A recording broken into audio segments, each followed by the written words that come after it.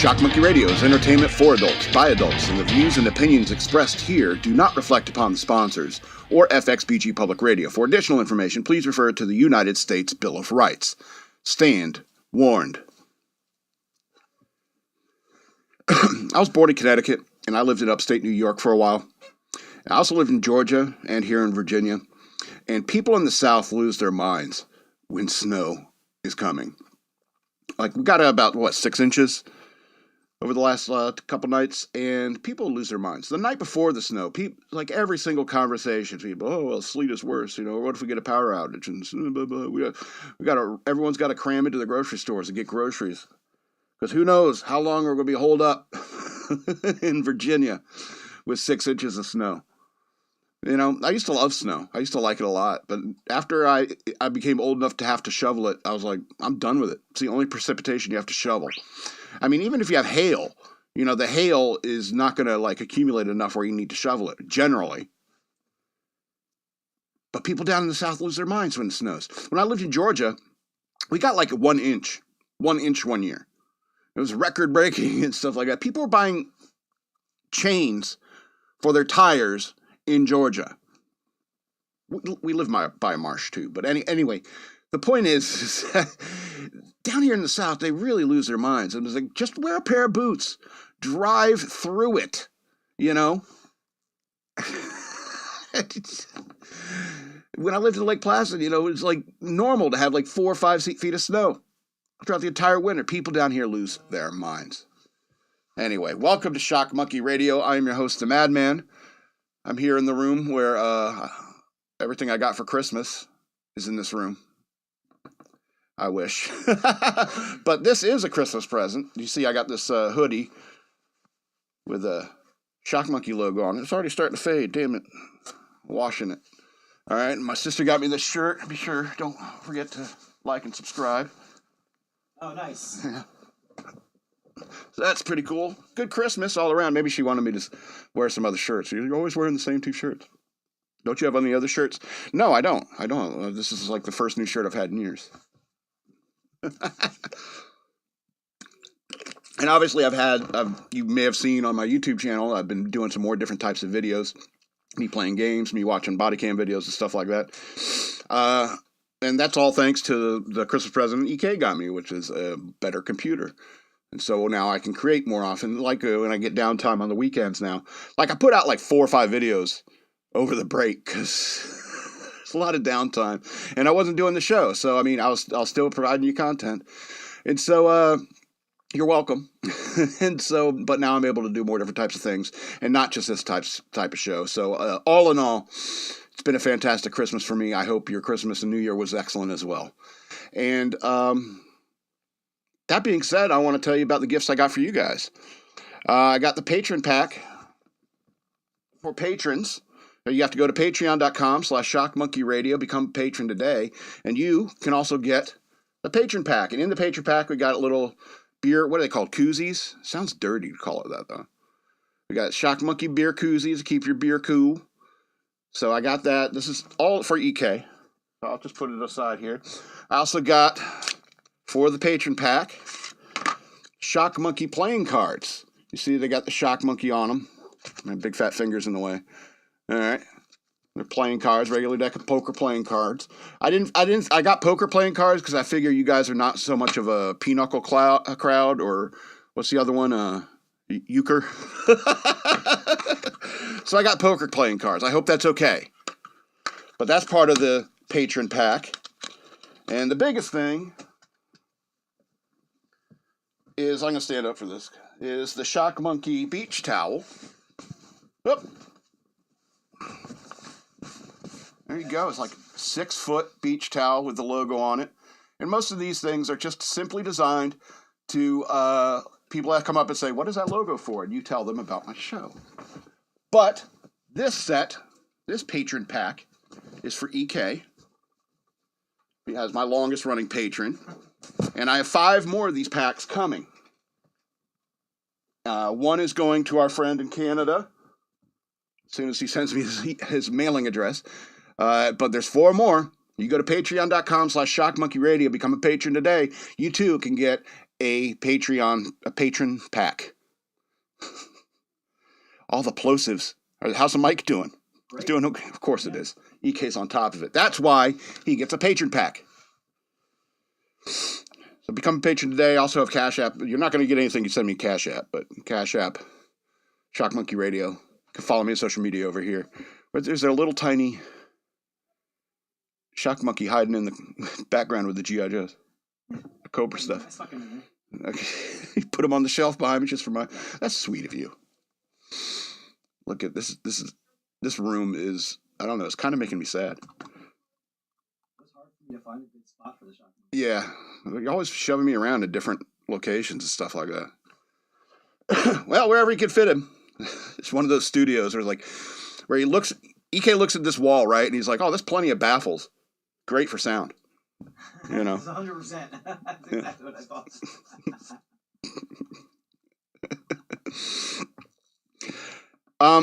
Put him in a more visible spot. Oops. That's okay. We're about to talk about that because I watched it. I watched Wicked. I kind of watched it. Gavin McInnes watched it and broke it up and talked during it and stuff like that, which is probably the only way I could have watched this movie because it's terrible. It's terrible. It's so bad. And he broke it up like 3 different segments where he and Ryan watched this horrible, horrible movie. And so that was the only way I could choke it down was with Gavin McInnes joking all through it. I do have some things to say about it now having seen it. How do you have a train before you build roads? Maybe I play Civilization way too much, but you need roads to build a train. You understand what I'm saying? You need to transport supplies back and forth from Emerald City to wherever the school. You're going to lay down tracks. You're going to need roads to transfer supplies. And before the train, did people just stay in their little city, never went anywhere, or they have to walk through fields everywhere they go? How do you build a train before you build roads? Speaking of the train, how come there's only 2 people in it? Nobody commutes to Emerald City? Nobody goes out to the country? There's 2 people on that train. No wonder they're thinking about making roads because they're incredibly inefficient about their locomotion. All right. How about the sentient animals? You want to talk about the sentient animals and what kind of problem that could be in society? And how I'm on the side. Whoever says we need to kill all those talking animals, I'm on their side. All right? Because you could have strange situations where someone falls in love with a human, falls in love with a sentient animal. And where does that logical conclusion go? To centaurs. Exactly, centaurs. And I will not abide any reality that allows the possibility of centaurs. Okay? It's bad enough I'm tolerating horses. So this society is incredibly weird. All right, and plus, you're beating the not so subtle metaphor for racism over our heads throughout the entire movie. I've never heard so many people talk about their skin or other people's skin color in real life. I was in the Navy. People would joke about each other's skin color all the time. It was like, Nelson, smile so I can find you. Stuff like that. But that was it. It was every now and then. But in the hour and a half or whatever this movie is, you're beat over the head with these racism metaphors. And we're so sick of it. And look at this picture. That's the creation of Adam. Gavin McInnes pointed this out, and I think he's right. This is the creation of Adam and what's her name? Alphabet? Alphabet? Yeah, something like that. Okay. She's in the God position, and over here we have a very sickly Ariana Grande who's in the Adam position. That's the creation of Adam.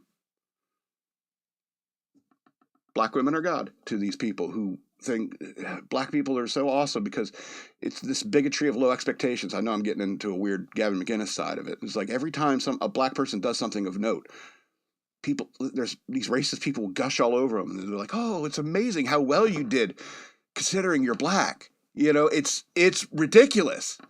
It's insane. It's what Gavin McInnes would call the bigotry of low expectations. You didn't expect much of them because of their skin color, and that's why you're so impressed. That's the racism. Okay, anyway. And then you got boys wearing dresses at the shit jizz school. What's it called? Shiz? Which just sounds like shit jizz. Crammed it together. And my number one complaint, this isn't a review. I'm not going to give it a star rating. It doesn't deserve one. My number one complaint about Wicked is the songs are fucking terrible. They are terrible. Do you remember The Wizard of Oz? Somewhere Over the Rainbow. People still sing that at karaoke to this day. People will play it on ukulele and sing it. You know what I'm saying? It's an excellently composed song. And back in the day, back in when MGM in the 30s, they had orchestras. They had professional musicians arranging this stuff. Now you got what, like rappers? Arranging stuff like that. And so you can see the quality of music has gone downhill. There is not one single song in Wicked that got in my head like, we're off to see the wizard, the wonderful Wizard of Oz.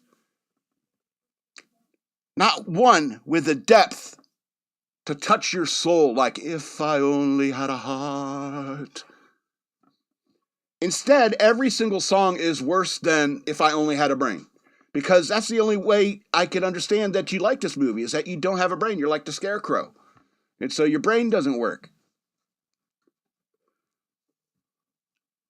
At the end of the day, I look at a movie like this, it's just choir nerds jerking off. You know what I mean? Because the way that they sing, it's all these, what do they call it, vignettes of song. And then it goes back to dialogue. And you're like, what are you doing? Make a complete song. Now, I would highly recommend watching Tin Man. Have you ever seen that, Tin Man?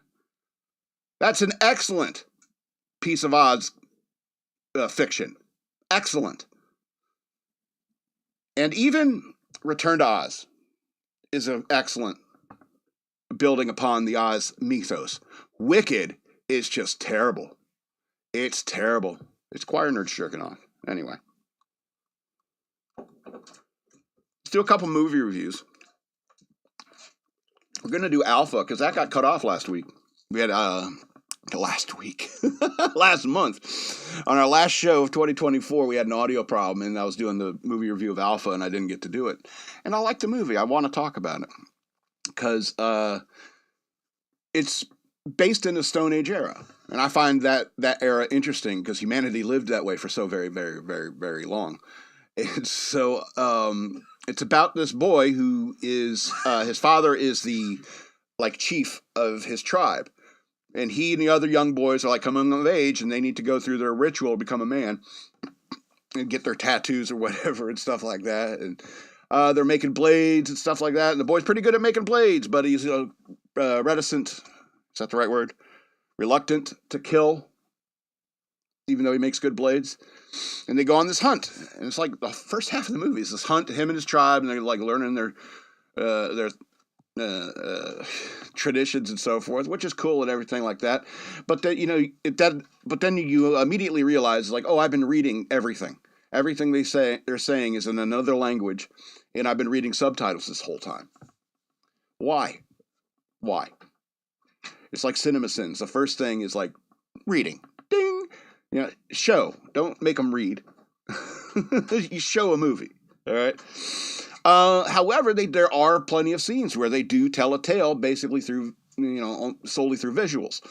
So the boy gets injured and separated from his tribe. They think he's dead. All right. And so he eventually has to set his own leg. He escapes in the most lucky situation you've ever seen. It's there's no way you should have lived, kid. Oh, magical rainstorm saves your life. It's that kid should be dead. And he has to set his own leg, and then these wolves start tracking him, and finally they confront him, and he stabs one and fights off the rest by climbing up into a tree. The one he stabbed, he ends up nursing back to health. And eventually he catches a rabbit and cooks a rabbit and feeds some to the wolf, although asserting his dominance is I'm eating first. He eats first, and then he'll let the wolf have some. And the wolf said, I have never had cooked rabbit before. I will follow you till the day I die. That is excellent. And so he nurses the wolf back to health, and he starts making his way back home. And you can see he and the wolf are starting to get along, and even start hunting in tandem. There's a scene where the wolf tries to, I think it was some boars, tried to chase some boars towards the boy, and the boy tried to thrust with his spear, but he missed, and the boars got away. And then the wolf kind of looks at him like, "Really? You got thumbs and shit." And the boy makes excuses to the wolf. You know, it's. I love dogs. You love dogs, and a lot of this is about how dogs and humans first started hanging out together. And but there's some intense scenes. You know, there's a very cool overhead shot where they're chasing down some game, and the wolf, you can see it chasing around the rock and trying to bottleneck it towards the boy so that he can make the kill and they can both eat some of that delicious cooked food he's never had before. He's now addicted to it. And so then the wolf's pack comes back to retrieve the wolf, and you'll find out it's a her.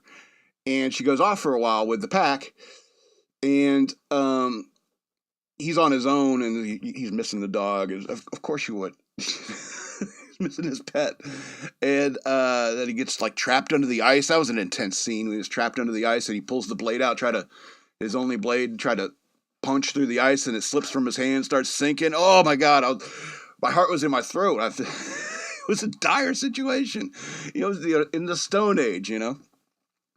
Eventually he meets up with the wolf and barely makes it home. And when he gets home, the wolf gives birth to a litter of wolves, and now he and his tribe are the ones who hunt with wolves.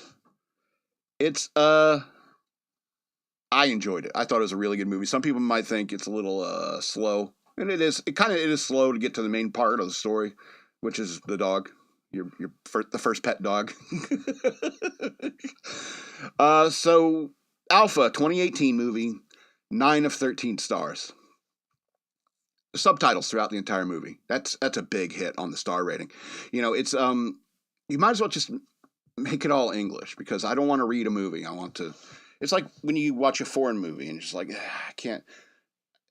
The only last one I could sit through where I had to watch subtitles was Grabbers, and that's only because their Scottish accents are so thick, or I couldn't understand it. It was in English. Yeah, it was in English, and I had to watch subtitles.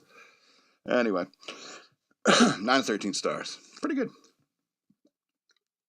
Now, let's talk about Passengers. EK had some things to say before the show about it. The point about this movie is it's not the destination. No, wait. Doesn't matter where you're going. It's about the journey, not the destination. It's kind of the point of the movie. So basically what happens is this big ship of colonists, immigrants, is going from like Earth to another planet that they can habitate. And there's something like 5,000 passengers on the ship. Something like it was 800 crew or something. And there's a malfunction that happens on the ship. Everyone's asleep in like stasis. Everyone. All right? That should raise some red flags right there if you've ever been in the Navy. All right? All of a sudden there's an error and Chris Pratt's character gets woken up. And so he thinks he's about 2 weeks from arriving at this planet to start habitating it. But no one else is around. He keeps getting these briefings. We got this thing going on. And no one's around. And eventually starts panicking, starts looking around the ship, ultimately finding out he's alone. He's the only one that's been woken up. And there's another, 200 years of the journey ahead of him. So his life is going to be spent on this ship. And he spends a year alone, trying to do what he can to get himself back into hibernation, and unable to do it, and he's reviewing people's logs and their interviews and stuff like that they did before. Apparently they did interviews and stuff like that, and all that data is there. So he's just browsing their internet, eating the crappy food because he's got the lowest steerage class. So he gets just a toast and a cup of coffee every morning, and that's it. It's terrible, And so for a year, he's dealing with the fact that he's alone, and then he happens to see J-Law in a hibernation pod, and he's like, oh, I'm freaking lonely. And who can blame him? J-Law, I think she's cute as shit. I'm sorry. She's like an 8.5. She's not too super hot, but I think she's cute as shit. And I'll be honest with you, it'd be how long could you wait being alone without waking up J-Law, or like just browse the 5,000 passengers and pick yourself a harem. You know what I mean? But he didn't do that. He just woke up one person, and that was Jennifer Lawrence's character. Doesn't tell her when he wakes her about what he's doing, because it's basically a death sentence by waking her up. But he's alone, and Larry Fishburne shows up later and he says that's a drowning man. A drowning man's going to reach out and try to drag someone with him. That's just the nature of it. And I guess I understand that logic, but I don't know.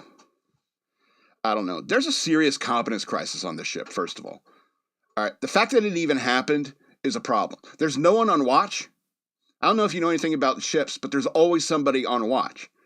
And if you had, like, I did the math, there's something like 800 some crew members. And over the course of the years of travel, it's something like 6 weeks. You can wake up one member of crew, stay awake for 6 weeks, just to make sure everything's still in working order and no problems arise. And then they go back in hibernation. Somebody else gets woken up. That's how you do a watch in a long-term journey like that. Because you can't just trust that the systems will not break down. It's as simple as that. You know, the error happened that woke up Chris Pratt's character. And that started like a series of problems. Even Chris Pratt is noticing that like the little vacuum droids are screwing up, bumping into walls and stuff like that, and takes up a hobby of fixing them because there's nothing else for him to do.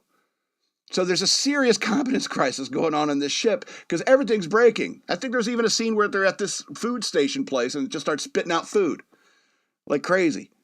All right? This place is falling apart. What? Makes you wonder if it wasn't by design that things were going to flaw and he woke up. Yeah.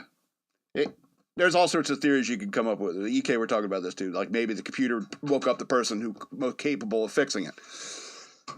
Maybe. All right, but the point is that somebody should have been on watch. And second of all, if you're going to wake up somebody, wake up a crew member. It can be a hot crew member if you want, but I mean, there's 800 to choose from. Instead, you doom somebody just because you thought they were attractive. And that's kind of the moral quandary, I think, of the movie in many ways. Eventually, you know, they start making, he like makes a garden, and that wakes up a crew member for some reason. You plant a tree in there, and it disrupts the systems enough that it's, we got to wake up a crew member to deal with this tree growing, you know, because a tree growing over, you got to think about it. Like, it could be a serious problem on a ship.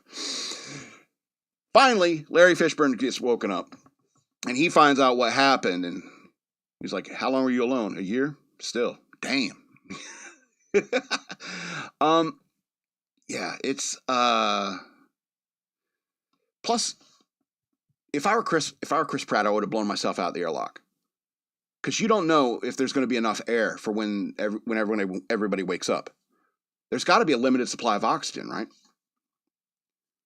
I mean, I know there's a little bit of a garden there that he was able to mess with, but there's got to be a limited supply of oxygen, considering how much space needs to be filled up with air just for his ability to walk around there safely and be able to breathe. So maybe when everybody gets woken up, there's only like 3 hours of air left once all that more oxygen is being used. See what I'm saying? You could have just by staying alive, you could have been risking the lives of those 5,000 people on there. 5,000 plus people on there. Here's a weird thing in this movie. Whenever he throws something, it doesn't break. Whenever she throws something, it breaks. Watch it again and say, whoa, what's up with that? Larry Fishburne was great. Because of all these errors, he's having like physical problems, and he dies. I think he was only there for like a week for shooting. But Larry Fishburne had one of the great last words in the movie, which was, "Ladies love the dress blues." Good line. It was a good line. So, Passengers 2016 movie, 10 of 13 stars. I would like to think I wouldn't have woken anybody up.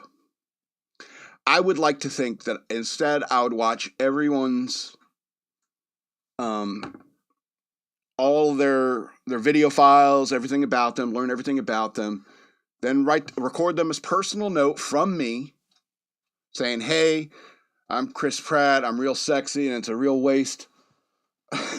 And I'm all alone. Seriously though, I would write a personal message to people saying, "Hey, I was left alone here. I was watching your files. I think maybe you should patch things up with your dad. It seems like you both could, eat a little bit of humble pie and get back together because family's important, stuff like that." Oh wait, he's dead now. Never mind. You know. I would leave a personal message, and I'd say things like, "I'm the madman. I was woken up. It wasn't supposed to happen, but I'm just taking a look around. I have nothing else to do, and I wanted to say hi to every single one of you guys and say that I could have woken you up, but I didn't." I'd like to think that, but I don't know how long of staring at Jennifer Lawrence sleeping can grind on your loneliness. I don't know. Yeah, I'd wish them a happy life, and I didn't ruin anything. Like, unless I'm watching their video information and I think they're a dick. It's like, oh, you're kind of a dick.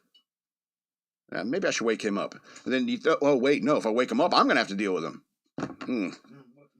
Yeah, but I mean, you could think about it. You could like start doing eugenics. Say if you have some crazy irrational hatred, you could say, you're out, wake up. Oh, bummer, all the people I don't like, they're all awake and you're not going to make it to the planet. I guess it's all only going to be nerdy guys who like comic books.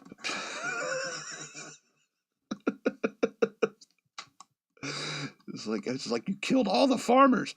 They're all dicks. They're all going to die.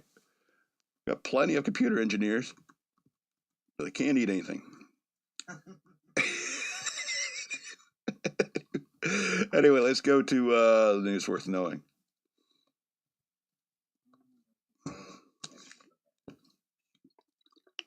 Oh, I forgot to show that I got this mug as well for Christmas.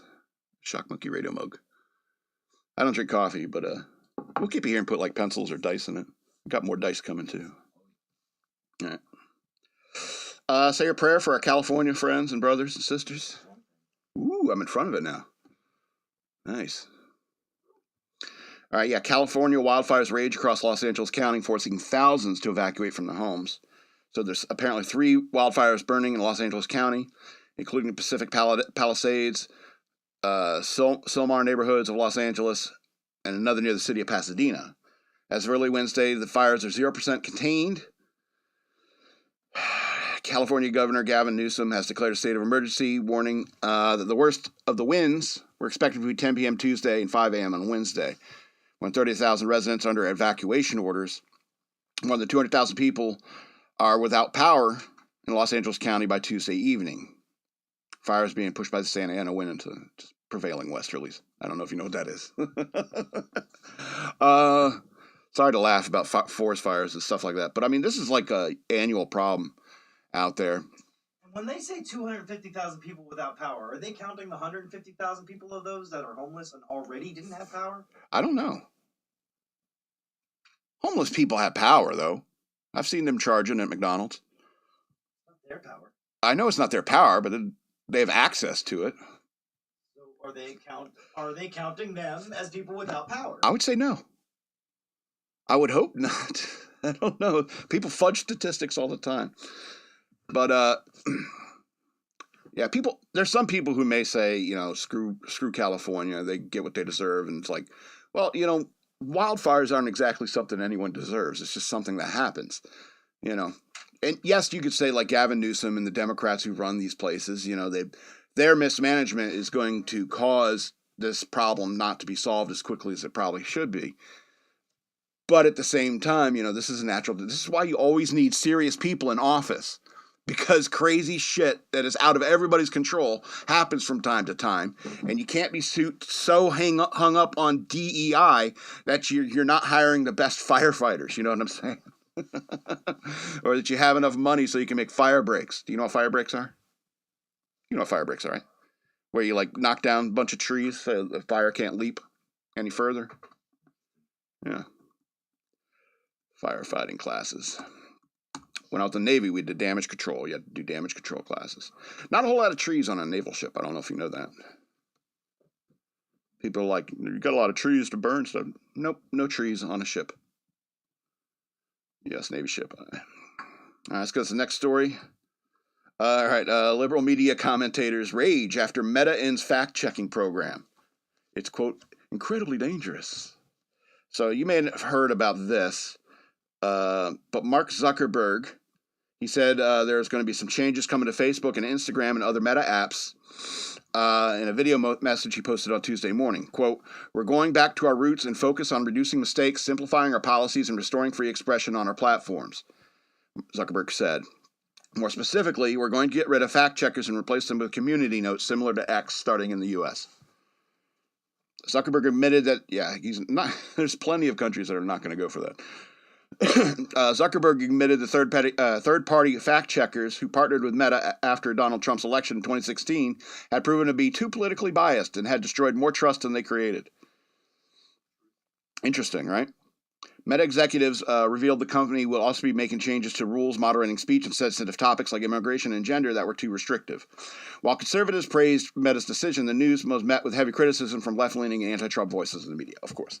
All right, I'm not going to read what they're saying, because what they want is like full-on censorship, is controlling the narrative. All right. Elon Musk, he has allowed some crazy stuff. There's crazy stuff I posted on Meta. I'm not on Meta, on X. It's not necessarily something I believe, but I was just testing. I was testing to see if Elon Musk, if you can look through my Twitter, at DNALATSAW, you can find the horrible thing I said, because I was just testing Elon Musk to see if he was really free speech. And I'm shocked. After a brief period of time, my post was allowed. And I think that that's a good thing. I think freedom of speech is a good thing. It's a uniquely American thing, and that's why the internet is so hell-bent on destroying the freedom of speech, because everywhere else in the world, they don't have that. They don't have that. And the problem is, of course, is that in a true freedom of speech internet world, it's eventually going to, if you let every single post through, it's eventually going to be a shitload of people saying black people, black people, black people, black people, black people, except other words. You know what I mean? Or more frequently, you'll see a whole lot about the Jews are doing this, the Jews are doing that, the Jews are doing this, the Jews are doing that. It's like, very quickly, it can become inundated with a bunch of people like that. And I think that's the, the spamming rules will come into effect and stuff like that. If it's a repeated comment or a ridiculous comment and stuff like that. That's a problem with the internet in many ways, is that, if you allow everything, it can degenerate real quick. So, I mean, Am I saying some things should be censored? I don't know. I think people expect more. I think they expect the platform to be responsible for things they dislike. For example, if somebody posts something you don't like, there's some video of somebody punching a dog. All right, horrible, right? And you could be sitting there looking on Twitter saying, "Oh, I don't want to see that kind of video. Twitter should not allow that kind of video." Instead of you going to things to click, I don't want this, I don't want to follow this person, I don't want don't show me any of this stuff again, kind of thing. That's on your part, It's kind of like people who rely on the government. You know what I mean? You expect the government to do everything for you. It's like, take responsibility for yourself. All right? If you don't like offensive things, you can mute people. All right? I get in arguments with my younger family members all the time, and they just mute me. You know what I'm saying? Anyway. Oh, nope, that's the one we just did. Let's go to Mexico. Getting on board. Mexico disperses migrant caravans headed to the U.S. ahead of the Trump inauguration. Mexican government is working hard to break up migrant caravans trying to make a treacherous journey north to the U.S. ahead of President Trump's election inauguration in less than 2 weeks' time. Too slow. You had 4 years. Can't even sneak into the country on time. Faced with the prospect of massive tariffs on goods under the new administration, Mexico has been dispersing migrants throughout the country to keep them far from the U.S. border, including dropping them off at once vibrant tourist hotspots of Acapulco, beach resort town in Mexico's Pacific coast, made famous by the jet set in the 50s and 60s. Once a crown jewel in Mexico's tourism industry, the city now suffers under a thumb of organized crime and still struggling to climb back after taking a direct hit from powerful Hurricane Otis in 2023. Has one of Mexico's highest rates for homicides. Ooh. Yet authorities are dropping busloads of migrants there. Oh, that's going to go good. With little support and few, they're trying to sneak into the United States. And if you don't want them in your country, you don't let them do that. Kick them out of your own country, Mexico. But the problem is, I know if I'm talking to Mexico, I'm talking to a criminal organization, because everyone knows the cartel runs Mexico. And that's kind of the problem, So, but Mexico doesn't want those tariffs because, like Canada, the only reason Mexico makes any money is because it's next to the United States. They live next door to us. Canada and Mexico live next door to us, and that's the only way they make any money.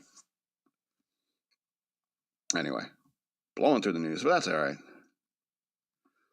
So I don't know if you heard about Justin Trudeau. This guy. This article is about like the embarrassing things he did, from blackface and applauding a Nazi. See, I don't consider these things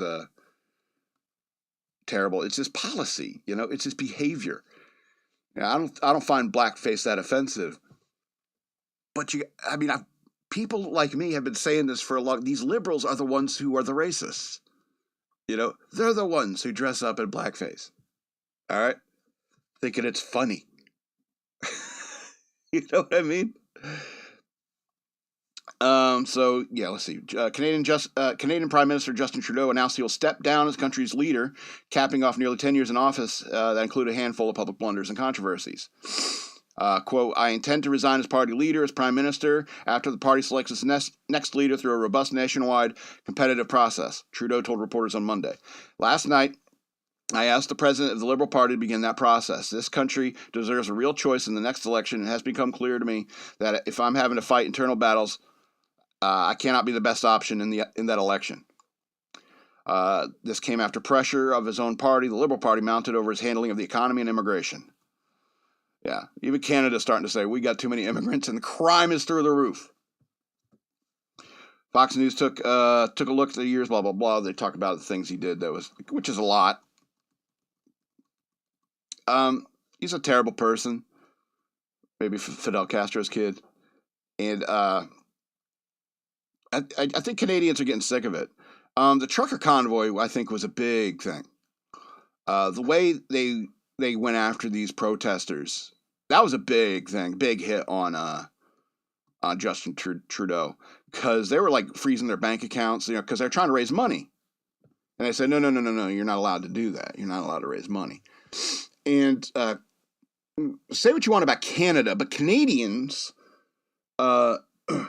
they also have this notion of freedom like Americans do. All right. And I think this is why, like Donald Trump jokes that, Canada will be our 51st state. It's because we have a lot in common with Canadians, believe it or not. And we have these notions of freedom and, equal opportunity and meritocracy. We have that in common. All right. But the rhetoric of like liberal organizations like the Liberal Party with Trudeau, has gone into this weird, like, racist place where they're like, we have to, not prosecute people who have dark skin because that looks bad on us. And that kind of thinking, I think a lot of people are done with it. They're tired of saying, no, you're breaking the law. It's not about racism, okay? And unfortunately, England's going a different way. They're just getting worse and worse over in England. I don't know if you know about what's going on in England, but it's a mess. But I think Canada is coming back around because there's plenty of footage of people, faggot and Justin Trudeau and stuff. It's bad. It was bad for him for a while. All right, let's go into like two Happier stories? Funnier stories? Let's go with funnier stories. All right. Texas teen allegedly killed rival competitor's show goat in act of jealousy. See, I don't think show should be in there. If I was going to edit that headline, Texas teen allegedly killed rival competitor's goat in act of jealousy. You don't need to put the show goat in there. Let them think when they read the headline, let them think that it's just some, I like their goat better than mine, so I'm going to kill it, kind of thing. Not just these two competitors. Anyway, let's get into the story because it's exciting. A teenager in Texas is facing a felony charge after allegedly killing a rival competitor's show goat a couple of months ago. An arrest affidavit showed 17-year-old Aubrey Van Landingham, who competes in livestock shows with her own goat, allegedly admitted to poisoning Willie, a younger competitor's goat, CBS Austin reported. Van Landingham is accused of using a drench gun to force-feed Willie a toxic pesticide inside the Vista Ridge High School's barn facility on October 23, ultimately killing the 6-month-old goat, according to the outlet. Security footage allegedly showing the goat trying to escape the encounter. I hate goats, but that's wrong. I don't want to see that footage. That's just wrong. The teenager was allegedly seen leaving, returning to check on him on 2 separate times. Are you dead yet? During the 2-hour period, before calling the rival competitor's mother to tell her the goat wasn't doing well. He died in the owner's arms within 24 hours, experiencing convulsions and respiratory distress. Van Landingham allegedly admitted to killing her rival's goat because she thought the 15-year-old was a cheater. The outlet reported from the arrest affidavit. She had tried to kill Willie before, but was unsuccessful. Oh my God! Willie's cause of death was determined. I'm not even going to read. Organophosphate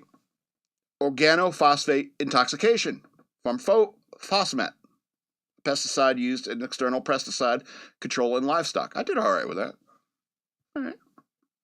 Mother of the 15-year-old girl told the Daily Mail that Van Landingham doesn't appear to be remorseful. Quote, it's all bizarre. I want justice served. I don't want to slap on the wrist. I want to make sure she is punished. At this point, I don't feel like she is going to be punished, and she needs to be. She needs to take ownership for what she's done, she told the outlet, adding they want her to go to jail and get mental help. Police investigation into Van Landingham's phone revealed she searched for information on lethal doses of bleach for animals and poisoning methods, according to CBS Austin. They also allegedly searched how to clear a search history. That's a very clever way of saying you can't. 15-year-old's mother determined Van Landingham's alleged crime was fueled by jealousy, not cheating. You can't even cheat when it comes to showing goats. It makes no sense. So that's where the jealousy really kind of falls into place. How could you cheat with show goats?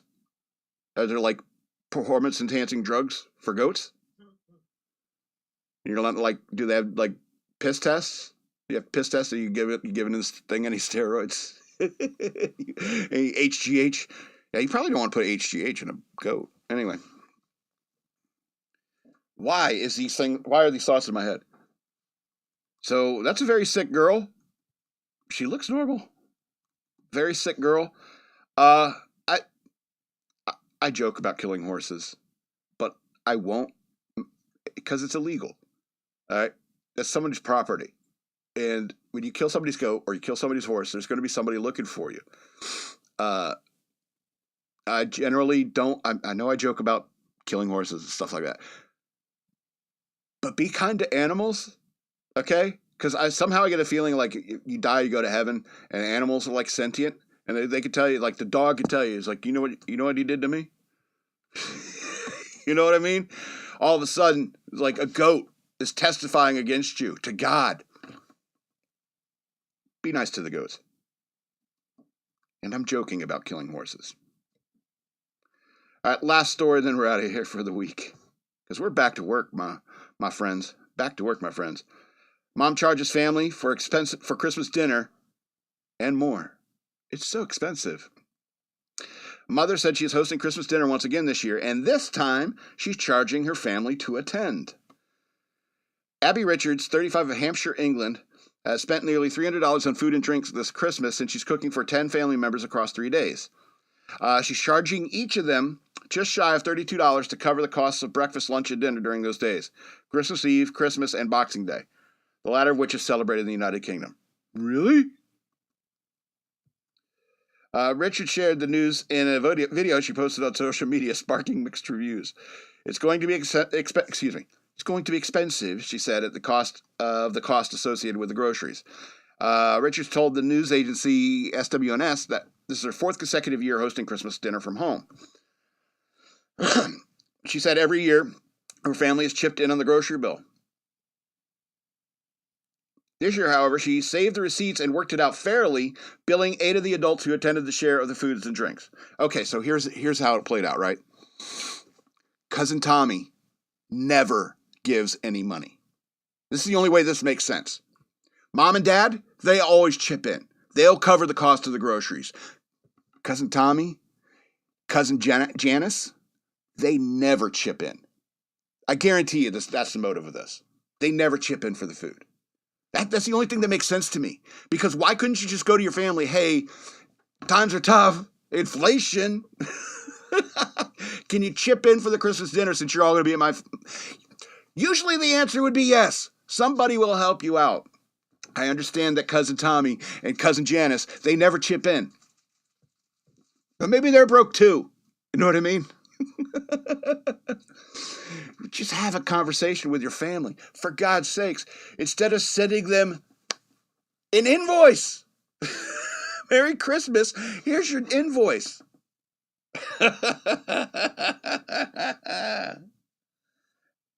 Yeah, if you're going to do that, take the cover at the door. Take the cover at the door? Right. Cover at the door. And then you know they're going to be bitching. It's like, there's not even a band. You got free drink token, nothing. Cash bar. Well, I mean, you're welcome to find another home for Thanksgiving. Anyway. The only reason I bring this up is because I'm the guy who never chips in for the dinner. I never chip in. But if my sister sent me an invoice, I would be pissed. I would be pissed. Anyway, this is going to be the end of the show. I'll remind you again to become a patron. Go to patreon.com/Patreon, patreon.com/shockmonkeyradio. Become a patron today, and you can get a patron pack, the playing cards, the beer koozie, and the Shock Monkey beach towel. You can get all that. 4 more left. 4 more left. Limited supplies. You can also send me money through Cash App. No patron pack for that. Only for patrons. Shock Monkey Radio, hashtag Shock Monkey Radio. Follow me on social media at DNALETSNW on Twitter, at SLRobbins13 on Instagram, and Shock Monkey Radio Redux on Facebook. This has been Shock Monkey Radio. I'm the Madman, and I love you.